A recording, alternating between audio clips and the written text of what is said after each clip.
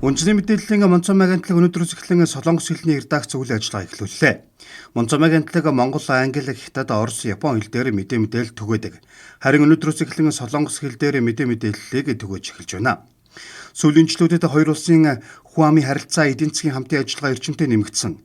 Монголын талаар үнэн зөв цаг үеийн Солонгос хэл дээрх мэдээллийн хэрэгцээ улам өсөж байгаамаа.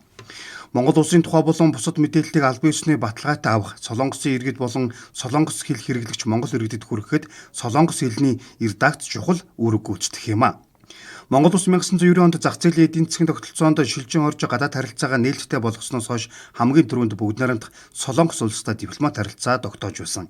Солонгос хэлний редакц байгуулсан нь хоёр улсын дипломат харилцаа тогтоосны 35 жилийн ойн хүрээнд хэрэгжиж байгаагаараа онцлогтой юм а.